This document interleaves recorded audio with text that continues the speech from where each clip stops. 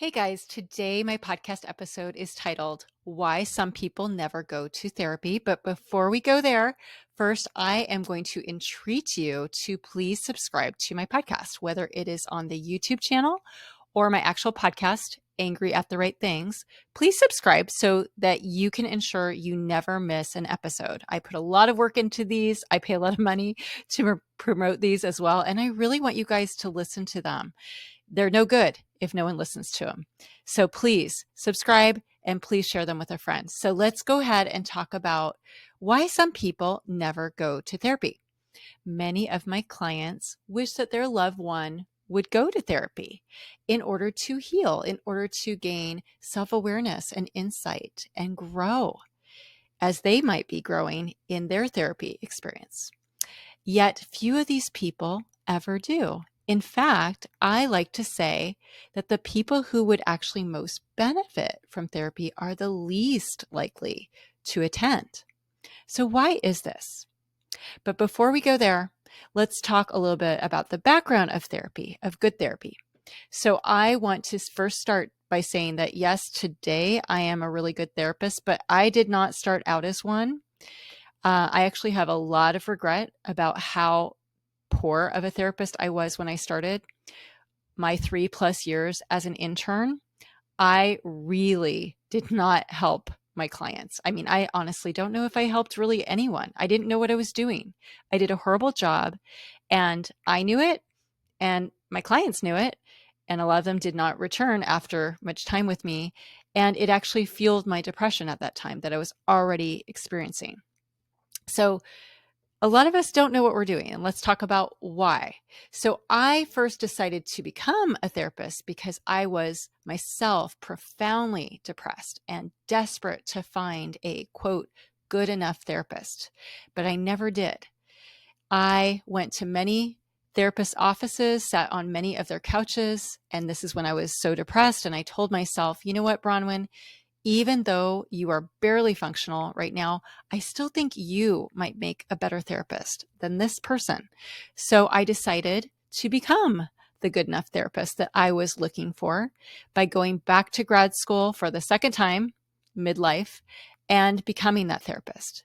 However, let's be honest, if any of us have been to grad school, all you get in grad school are a bunch of different theoretical orientations, and it's good exposure, but there's no real hand-holding about which ones to apply and how to apply them or how to actually do the practice piece, or not enough.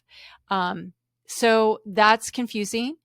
And it wasn't until I actually was able to make sense of my own depressive episodes that I started connecting the dots and understanding how to be a good therapist, how to be what I needed as a client.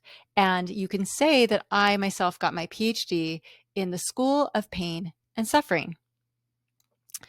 What I was so desperate for, though, when I was a client looking for a good enough therapist, was a mirror, because that's what a good therapist is, a mirror.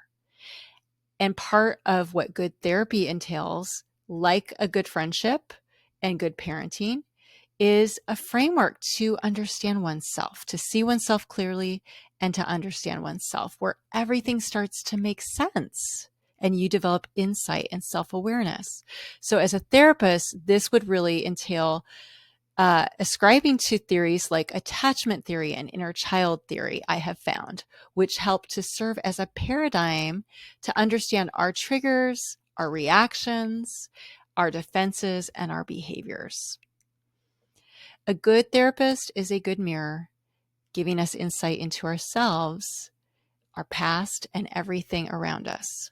Unfortunately, there are very, very, very few actual good therapists who are that mirror, who have the wisdom to do this for their clients. And this is why for most people, therapy really only addresses symptoms. It's like symptom management versus dealing with the root core problem. But I will say that even now, as a good therapist, finally, not everyone wants to be my client. I have found that a fair amount of people will meet with me for once, maybe 2 sessions, never to return. In the therapy world, we like to use the saying that they're just not ready. However, to be honest, many of them will never be ready because many people are terrified to look in a mirror. What we call narcissism is actually an addiction to avoiding a true mirror. It is a compulsion to create false mirrors where we look far more happy, beautiful, and beloved than we actually feel. We are our own spin doctors, living a life of denial. If we have never been able to trust anyone with our vulnerable self, it is very difficult to trust a therapist. Also, we have to trust ourselves enough to be honest with ourselves, which is not easy or pain-free. Shame plays an enormous role, as shame prohibits self and other honesty and vulnerability.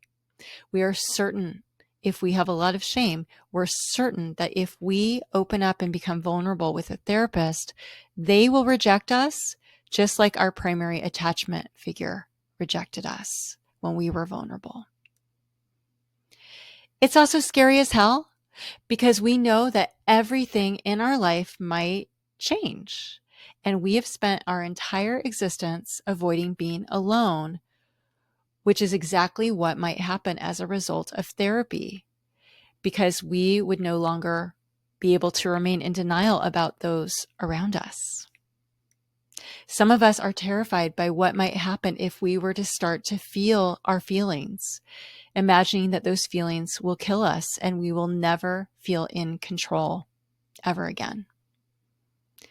There's so much to it, but on its basis, if a client chooses not to trust me, because trust is still a choice at the end of the day, they ultimately will never break the curse that they are under, because the key to breaking the curse is trust.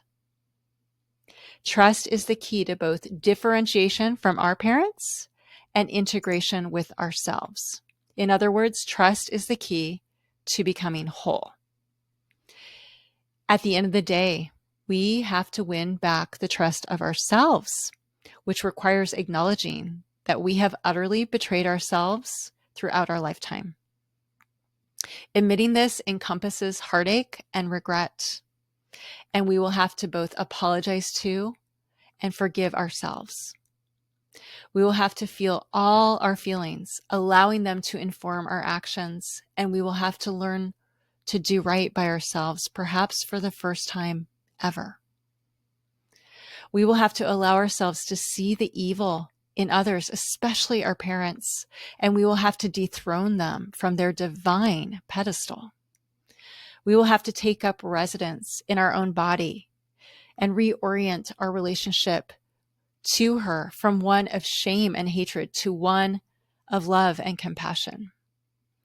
We will have to learn to protect and advocate for her, giving back the shame to every person who attempts to use her as their scapegoat. We have to learn to give up on a lot of people and just walk away. Good therapy, if you are lucky enough to find it, is like a purging, which revives, strengthens, and cleanses, but can be intensely uncomfortable. That's because truth hurts, even while it sets us free. Good therapy is not for everyone. It is the hero's journey where what doesn't kill us makes us stronger. Just like growing new muscle, where we first have to tear down the existing muscle tissue in order to rebuild that tissue. Good therapy is good medicine, and it's not for the faint of heart. And it starts with looking in the mirror. And we can all benefit from a good, long look in the mirror. Thanks for listening today. Please share this with a friend. Please subscribe, and please give me a great review. Thank you so much.